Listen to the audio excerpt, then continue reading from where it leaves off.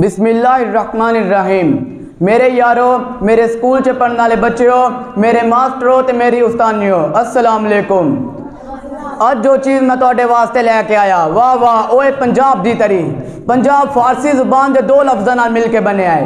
एक लफ्ज़ है पंज ते दूसरा आब, जिन्हां दे मायने ने पंज दरियावां दी सरजमीन ते उन्हां पंज दरियावां दे नाम ने दरियाए सिंध, दरियाए चनाब, दरियाए जेहलम, दरियाए रावी ते दरियाए सतलज।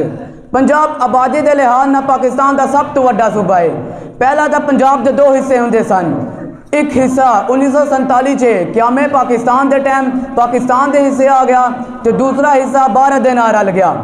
19वीं सदी च पंजाब च फारसी का बहुता असर सी। पूरे पंजाब च फारसी नूं कौमी जुबान की अहमियत हासिल सी। फिर 19वीं सदी च बरतानवी सियासतदान ने पूरे बरसगीर नूं अपनी सल्तनत बनाने लई जतन शुरू कर दिते। आखिरकार वो कामयाब हो गए। बरसगीर च मुसलमान हुक्मरान कुरान की शमा रोशन कर चुके सन, जिदे विच पहला नाम मुहम्मद बिन कासिम दा आंदा है, जिन्हें सिंध नूं 712 विच फतह किया। फिर 1824 तो लैके 1739 तक पूरे बरसगीर ते मुगलिया खानदान ने हुकूमत की। इन्हां तो बाद फिर बरसगीर ते सिखां ने हुकूमत की। इन्हां दा दौरे हुकूमत बहुता लंबा नहीं सी। महाराजा रणजीत सिंह लाहौर ते हावज सी, पर वो जल्दी 1839 च मर गया।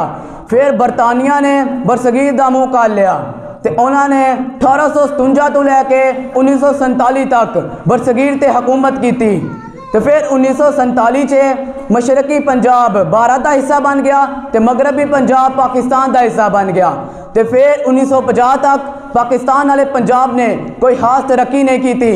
इस वक्त मुल्क के माशी ते सियासी हालात ठीक नहीं सन।